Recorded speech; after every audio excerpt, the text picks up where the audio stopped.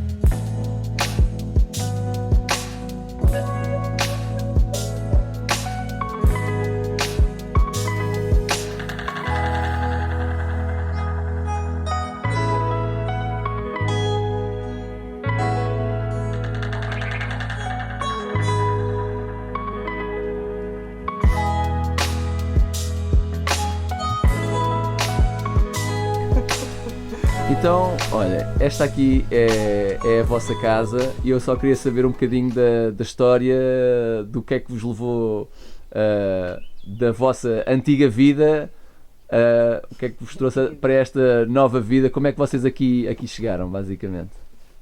Então, nós vivíamos em Lisboa, nós conhecemos em 2012 e depois estávamos a viver numa casa ali na zona da Rua da Beneficência, portanto, ao pé da Gulbenkian, Praça de Espanha, Sete Rios, por ali. Foi naquela altura da crise da Troika, em que o mood em Lisboa estava muito down, estava muita gente a ir embora, a emigrar, e nós também estávamos com vontade de sair. E então a Mafalda... Eu tinha pensado Austrália. Não, eu também tinha, né? Mas pronto, mas sim. Mas era demasiado longe. E pronto, então decidimos por outra ilha, que não tão grande como a Austrália, mas um bocadinho mais pequena e mais perto. Né? Mas também porque nós viemos aqui em 2013. Eu vim cá com uma amiga minha que é Constança, viemos fazer um projeto no Walk and Talking Festival. E na altura Eu tive um almoço com o Bernardo, que era o nosso antigo patrão. E como surgiu a hipótese de ir para aqui trabalhar, nós fomos pensar nessa proposta para Marrocos, uns meses mais tarde. Não, um mês mais tarde. Sim, foi em agosto que nós fomos. Nós viemos em junho e depois em agosto, conforme essa proposta, fomos para Marrocos pensar se viemos para aqui ou não. E eu acho que por isso é que também viemos parar aqui, não é? Porque se não tivesse havido essa proposta, provavelmente não era aqui que estávamos. Quando vocês estavam em Lisboa a transicionar, vir para os Açores, já havia algum sonho, alguma perspectiva tipo de viver diferente, de construir uma casa, ou isso só surgiu tudo depois, já cá?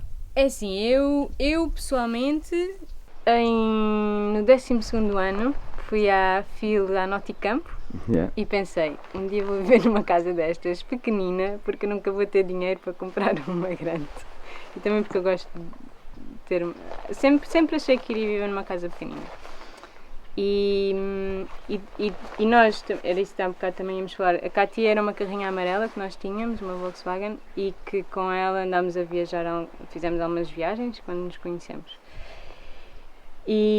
Foram vocês que construíram tipo a parte dentro da carrinha? Não. Era uma Westfalia daquelas já transformadas de fábrica. Ok. Sim, portanto...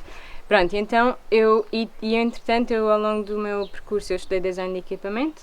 Ao longo do meu percurso fui fazendo alguns workshops e fiz um também de taipa, construção em taipa. E estive a viver durante uma semana com Malta, com outras perspectivas de construção. E sempre achei que poderia ser uma solução para mim. Depois com o Ricardo, a verdade é que quando viemos para aqui e quando depois de nos mudarmos 5 vezes de casa aqui e começámos a achar que, bom, ou vamos viajar, mas depois viajar, como já tínhamos o Joaquim. Já tínhamos o Joaquim, então era tipo, quando voltássemos para aqui ou para outro sítio, tínhamos que começar tudo de novo. Casa, arranjar trabalho. E eu por acaso, fiquei um bocado nervosa com isso.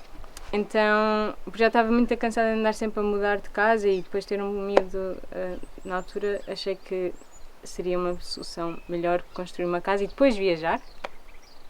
E assim tínhamos sempre para onde voltar. Não sei se foi a melhor opção hoje em dia, porque nunca mais vamos viajar, está difícil de sair daqui, mas pronto, foi essa a opção. E na altura vendemos a carrinha e com esse dinheiro comprámos o terreno. Portanto, aquilo que tínhamos disponível era esse dinheiro. E este terreno não dava para construir e começámos a pensar em soluções. Pronto, e aí surgiu um casal de sueco que nós conhecemos numa praia. Eu acho que foi para aí em dezembro. Eles estiveram cá em dezembro. Foi para aí em dezembro.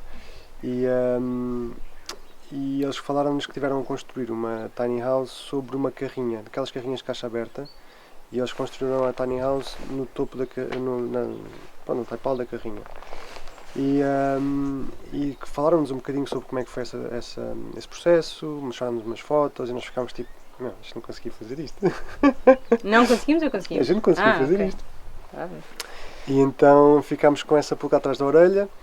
E em maio, a seguir dos conhecemos e falámos, e depois começámos a ver imensos vídeos de YouTube, imensos tutoriais de como é que se constrói uma tiny house, em relação a wood framing, que é a técnica de construção em madeira. Vimos imensos tutoriais e começámos em maio, ou seja, depois de que conhecemos em dezembro, em maio do ano a seguir, de 2000 Foi 2017. Nós conhecemos em 2016, comprámos o terreno em março de 2017 e começámos a construir em maio de 2017. Exatamente. E mudámos em dezembro de 2018. E pronto, e depois foi um processo, e começar a construir foi quase a realizar um sonho, porque durante meses e meses tivemos ali embrenhados a beber tudo o que podíamos beber acerca de canalização, de eletricidade, de construção em madeira, de atrelados, tudo isso, e depois conseguir lentamente começar a ver as coisas a mexerem-se e a casa a subir e a crescer e as paredes a ficarem de pé e tudo isso, pronto, foi muito, muito bom. E porquê que foi uma tiny house sobre rodas e não foi um yurt, um container, uma outra coisa qualquer? Porque, para já, toda a história daquele casal, ficámos inspirados, não é? E depois, como nós não podíamos construir aqui no terreno, tinha de ser uma coisa amovível. E então, e também tens a questão da chuva nos Açores, porque chove muito, não é? E pode estar sol e depois de repente começa a chover. E para construir uma casa num sítio desta forma é sempre um bocadinho mais complicado. Então nós achámos que seria muito mais fácil alugarmos um armazém e dentro desse armazém construímos a casa. Então foi o que fizemos, andámos à procura ainda durante um mês ou dois do armazém e finalmente descobrimos um que nos permitiu construir Uhum. lá dentro da casa. Então comprámos os atrelados. Para já, primeiro mandámos fazer, desenhámos os atrelados da maneira que nós queríamos as barras e as travessas como achávamos que era o ideal. A maneira como nós desenhámos a casa foi um bocadinho pelo que os materiais nos diziam. Portanto, as placas de contraplacado têm 1,25 m por 2,5 m. Então a nossa casa são múltiplos disso. E depois há abarrotes de madeira de 2,20 m, há abarrotes de madeira de 2,60 m. Portanto, a inclinação da casa tem também a ver com isso. Tem a ver com aquilo. Também tem a ver com a altura do armazém. Pois, também tem a ver com a altura do armazém, não é verdade? Que limitava. Passou tipo 1 inclinação. centímetro pelo. Tivemos que tirar ar dos pneus para aquilo que conseguir para passar pelo portão do armazém. Cool. Mas pronto, mas foi um bocado por aí. Depois, Então foi uma empresa local que fazia já cá atrelados que Para vacas. pegou para vacas, para exatamente. vacas, pois. E então- Pegou na vossa cena. Sim, nós desenhámos no papel, como é que queríamos, com 2,5 m por 6 metros, com não sei quantas travessas, tem que ter esta proteção aqui, a proteção ali, não é? Pronto. E ele depois fez. Está bem. Pronto. Existe aquela ideia que o outro lado da tiny house tem que ser, muitas vezes, vi uma vez a dizer que o peso muitas vezes dos atrelados é centrado no meio, mas que das casas tem que ser centrado, reforçado nos exteriores, por causa que é onde estão assentes as paredes e tudo. Vocês tinham isso em consideração ou foi o... Ou seja, sim, mas isso é uma tiny house que é feita para viajar, não é? Portanto, se quiseres viajar com ela constantemente e de um lado para o outro, pronto. Neste caso, esta é uma tiny house que é para ficar num sítio e se um dia nós quisermos mudar, podemos tirar daqui e pôr noutro sítio. Mas são viagens momentâneas e específicas e feitas com propósito. Não é propriamente andarmos aí a passear pela... Nem é execuível sequer, não é? Certo. Portanto, não sei, acho que neste caso o atrelado pronto, não é assim uma coisa também super, mega, hiper importante porque a casa não é para andar sempre em constante movimento. Certo. E funcionou, portanto ele Está aqui a prova está, que... aqui, ele está tranquilo. Cool. O braço do outro lado ficou um bocado torto com a viagem, mas pronto, não é nada que não se... Foi com a viagem, sério? Está ali, está um bocado torto. Mas não foi de ter subido a rampa? Eu acho que foi. Está bem, então, Faz parte da viagem. Parte da viagem, não é? Não, ok, está bem, mas podia ter sido uma coisa mais aqui em louca quando estávamos a pôr para Sim, é frente, para capaz de ter trás, não sei sido. o quê. É capaz de ter sido. E sabendo que então que a vossa experiência de construção e de tudo era como a maior parte das pessoas, que é nenhuma, como é que foi? Ou seja, vocês desenharam o projeto, tiveram de usar um software, foi tipo no papel? Chama-se Aristo. Era isto. E antes do Aris foi um post-it. Foi post-it. Não, nós basicamente passávamos algumas horas de volta de folhas de papel a desenhar com... Mas isso foi mais para o próprio tipo de construção. A nível de desenho da casa não, foi em papel mesmo, foi tipo um desenho. Sim. Nem sequer. Há duas escala, maneiras. mais Depois ou menos. fizemos essa parte e depois fizemos umas cartolinas onde íamos pondo o armário, a cama. Só para perceber, só para perceber se se era à à escala escala. funcionava. E depois a outra parte foi a parte, tipo, a blueprint da casa, que é quando tu fazes wood frame house, tu tens que ter os studs, que são os barrotes verticais, numa determinada posição. E então é bom teres um guia em papel, como de onde é que has de pôr esses barrotes. Então, no dia geralmente anterior a subir uma parede, eu parava um bocadinho, desenhava com o aristo os sítios onde ia ficar o barrote, e depois tínhamos aquele guia para nos guiarmos para depois o fazer. Mas depois, imagina, era tudo um bocadinho aberto, porque, por exemplo, a colocação das janelas era um bocadinho a... Pronto, olha, o que é que Havia achas essa aqui? flexibilidade, Por tipo, exemplo, eu lembro que- olha, parece-te bem aqui, É. mexe aqui um bocadinho mais o post-it. Exatamente. Não, mas depois mesmo quando estávamos a construir, eu lembro-me, por exemplo, nós deixámos a janela da cozinha, nós deixámos a altura em aberto, mesmo já com a estrutura feita, e a Mafalda depois pôs-se em frente à casa e nós pusemos a janela exatamente no meio do olhar dela. Portanto, ou seja, não houve aquela... Não há, isto tu não consegues no AutoCAD, né? Por muito que tentes, né? Não existe essa questão de... Podias-me ter desenhado no AutoCAD e Pois, tinhas lá a janela. também é Mas sim, verdade. mas Não é pronto, tão- mas não é foi tão- mais... Mas sim, foi uma construção feita à mais vossa fluida. medida. Deu Yeah. para ajustar e não estava já definido que Sim. tinha que ser a 1,53 m e tinha Não, que ser exatamente. aquilo ali. Ok. Isso também tem outro sabor, não é?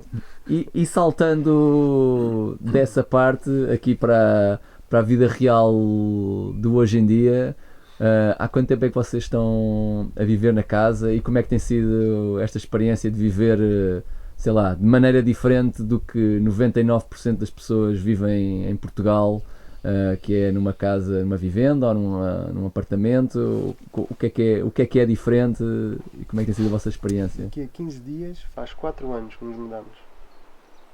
Hã?